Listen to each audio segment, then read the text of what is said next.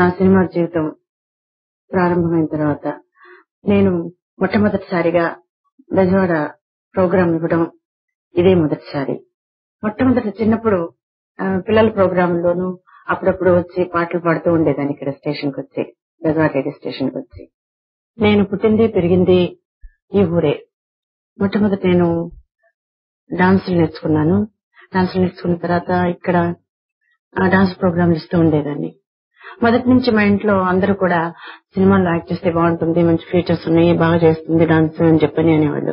కానీ చాలా వరకు వ్యతిరేకంగా ఫ్యామిలీ గర్ల్స్ అంతా సినిమాల్లో చేయటం ఏంటి అది అని చెప్పని అసలు డాన్స్ నేర్చుకోవడం మొదలు పెట్టినప్పుడే 2-3 సంవత్సరాలు మా వాళ్ళంతా కొంచెం దూరంగా చూడటం మొదలు పెట్టారు. సరే పైకి వస్తుంది, బాగా చేస్తుంది అని కొంతవరకు అభిప్రాయం తెలిసిన తర్వాత నాకు మా ఇంట్లోనే మా పెద్దనాన్న గారు వాళ్ళంతా ఎంకరేజ్ చేసి నన్ను మద్రాసు తీసుకెళ్ళటం జరిగింది. అక్కడికి వెళ్లిన తర్వాత మొట్టమొదటి జెమినీ స్టూడియోలో ఎవరో తెలిసిన వాడు ఉంటే మా నాన్నగారు తీసుకెళ్లారు. అక్కడికి తీసుకెళ్తే డాన్స్లే చాలా బాగా చేస్తున్నారు, చాలా చిన్నపిల్లగా ఉంది, ఇంకో 2 సంవత్సరాలు పోయిన తర్వాత తీసుకురండి అన్నారు. సరే ఇదేమిటి ఏం బాగలేదు, మనం అక్కడికి పోయి చదువుకోవచ్చు, శుభ్రంగా డాన్సులు నేర్చుకోవచ్చు అని చెప్పని ఊరుకున్నాం. తర్వాత మళ్ళీ 1950లో కళాపరిషత్తు, కాకినాడ కళాపరిషత్తులో డాన్స్ చేసినప్పుడు నూనెపూడి కృష్ణమూర్తి గారు అని చెప్పని ఎవరు నా డాన్స్ చూడటం ప్రతిష్ఠించింది. అక్కడ ఆయన చూసి నన్ను మద్రాసులో సంసారం అనే పిక్చర్ కి తీసుకెళ్లారు నటించడానికి అని చెప్పని.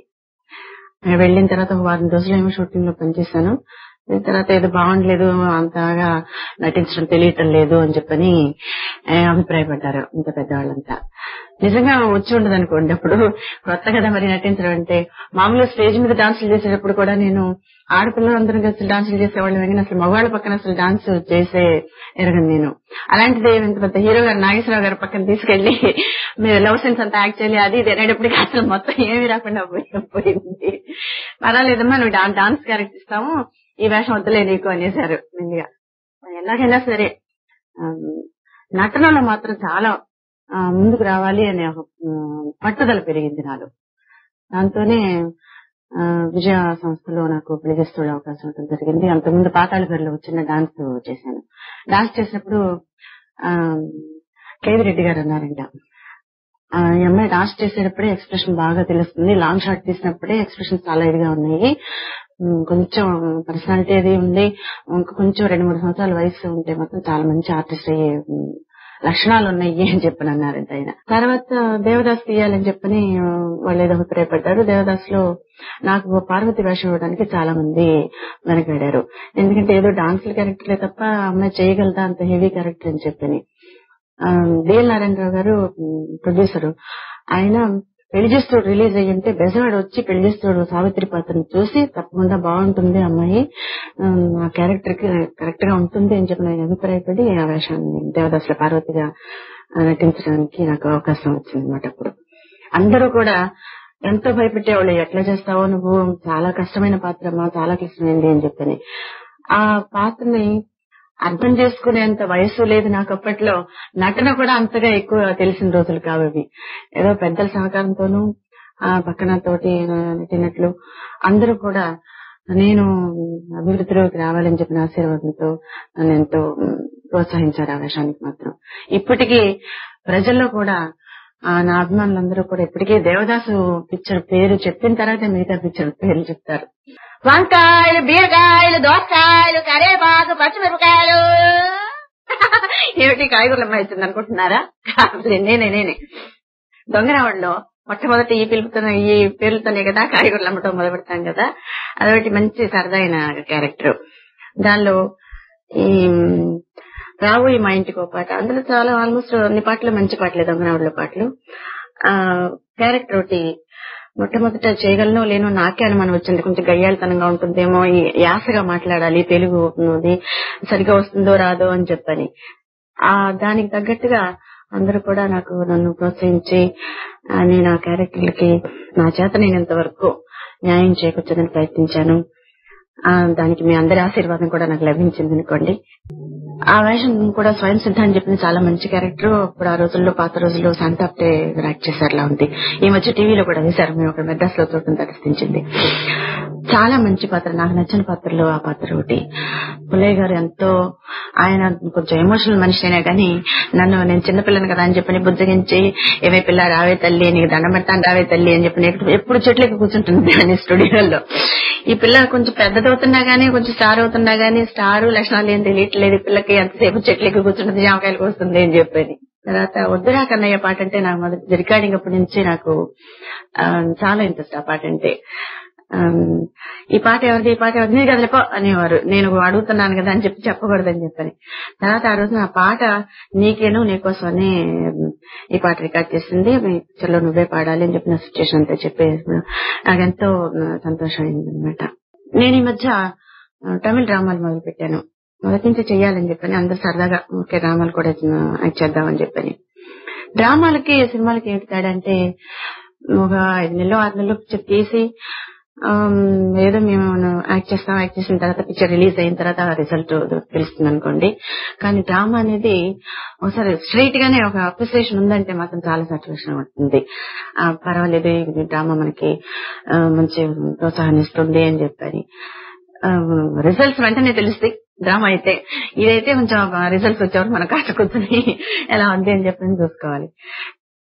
డ్రామా నన్ను అడిగితే సినిమా కంటే డ్రామా కష్టం అని అంటారు, కానీ నాకు డ్రామా అంత కష్టం అనిపించలేదు.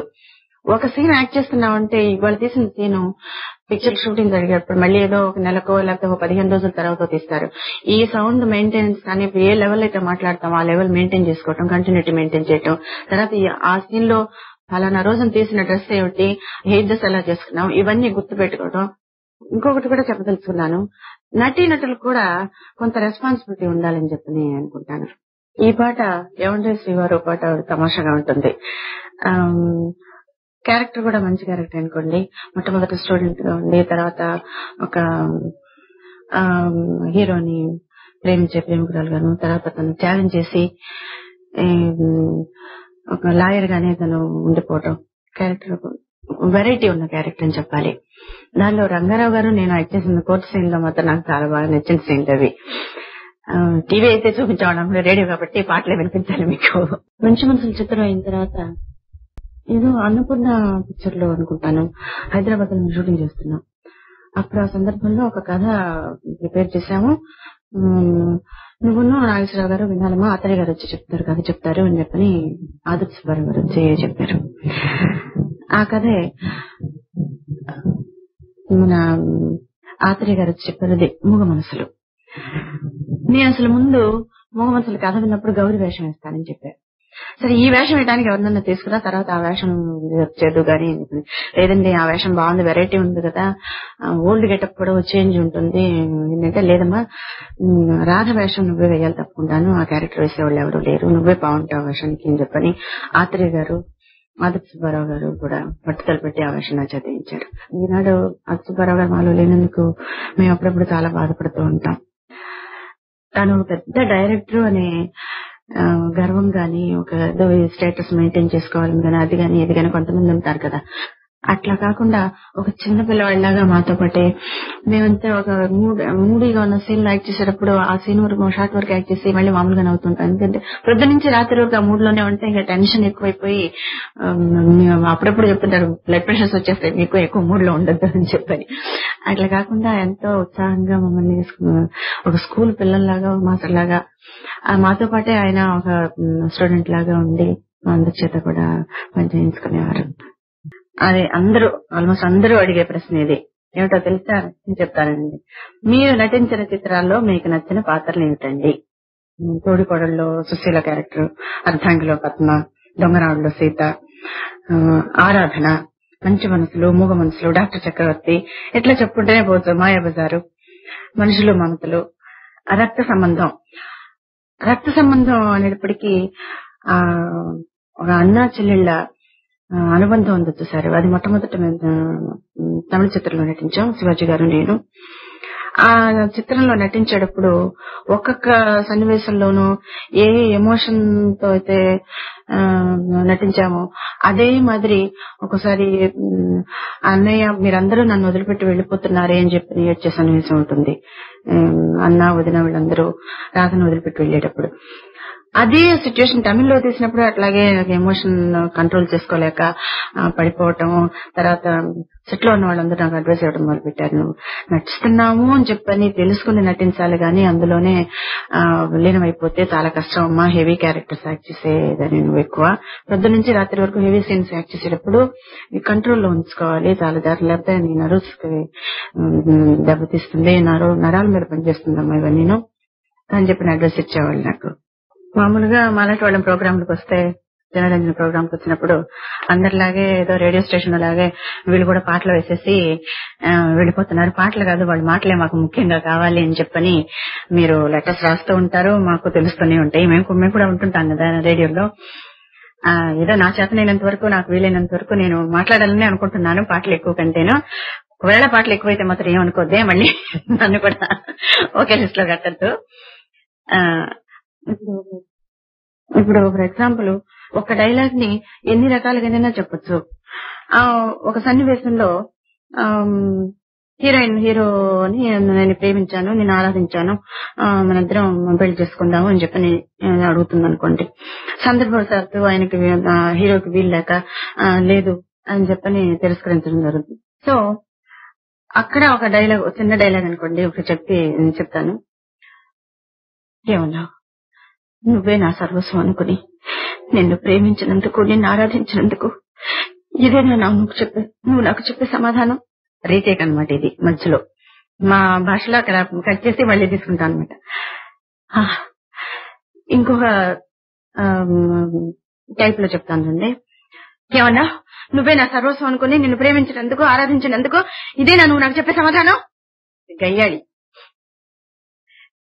ఏమన్నా, నువ్వే నా సర్వస్వం అనుకుని నిన్ను ప్రేమించినందుకు, నిన్ను ఆరాధించినందుకు ఇదేనా నువ్వు నాకు చెప్పే సమాధానం? అట్లా సాఫ్ట్ గా యాక్ట్ చేసే క్యారెక్టర్స్ కొన్ని ఉంటాయి, కొంచెం రఫ్ గాను లౌడ్ గా యాక్ట్ చేసే క్యారెక్టర్స్ కొన్ని ఉంటాయి. అదే ఇంకో క్యారెక్టర్ ఏదో మాయాబజార్ లో మాయాశశిరేఖ అంటే ఇంకా హడావుడిగా ఉంటుంది అనమాట.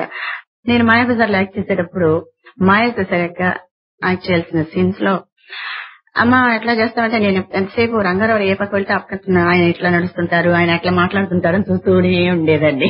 ఆ గద ఒకటి చేతికి ఇచ్చారు, ఆ గద పట్టుకున్నారంటే ఆ రంగారావు లాగా ఉండేదండి. అసలు నాకు అప్పుడప్పుడు మ్యూజిక్ అంటే ఎక్కువ ఇష్టం అవడం వల్ల ఎప్పుడన్నా రికార్డింగ్ జరుగుతుంటే, షూటింగ్ లేని సమయంలో నేను రికార్డింగ్ వెళ్తూ ఉంటాను. ఒక రోజున మాంగళ్య బలం పాట రికార్డింగ్ అనుకుంటాను. రికార్డింగ్ ఉన్నదా అని చెప్పి అడిగితే ఉన్నదమ్మా వాహిని స్టూడియోలో అని చెప్పిందంటే రికార్డింగ్ వినడం కోసం అని చెప్పి వెళ్ళాను. నేను వెళ్తే ఆవేళ ఏదో 2 భాషల్లో తీశారు ఆ చిత్రం. మాంగళ్య బలం తమిళ్లోనే మంజుళ మహిమి అని చెప్పి తీశారు. వెను చీకటి ఆయే లోకం పాట రికార్డ్ చేస్తున్నారు ఆవేళ. అంత రిహర్సల్ అయిపోయినాయి. టేక్ అనిపోయే ముందు ఎవరో కవి గారు వచ్చి పాట అసలు అంటే ఎలా పాడితే పాట ఎంత మంచి పాట అయినా గానీ ఎట్లా ఉంటుంది అనే దానికి బాబా ఆయన ఏదో ఇట్లా పాడితే బాగుంటుంది అని చెప్పని పక్కన అంటూనే ఉన్నారు. మ్యూజిక్ సంగతి మీకెందుకండి, మీ సాహిత్యం సరిగా ఉందో లేదో చూసుకోండి అని చెప్పని. అసలు పాడాల్సింది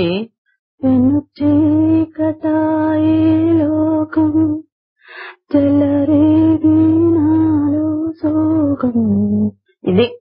లిరిక్ సరిగా ఉంటే పర్వాలేదంటే లేదు ఇట్లా పాడితే బాగుంది, ఆయన ఎట్లా పాడి వినిపించారంటే తాయేలోకం అని పడి తాయేలోకం ఏంటండి అని చెప్పని. చూడండి, మీతో పాటు ఇంకా మాట్లాడాలనే ఉంది, అయినా కానీ టైం ఒకటి ఉంది కదా, మరి టైం లేదు. అందువల్ల ఈ అవకాశం నాకు లభించినందుకు చాలా సంతోషం. మళ్ళీ తరచూ మనం ఉంటాము రేడియో ద్వారా. మిమ్మల్ని అందరినీ మరొకసారి తప్పకుండా కలుసుకుంటానని చెప్పి మీ అందరి దగ్గర subscribe to iDream. Subscribe to iDream. Please subscribe to iDream. Subscribe to iDream.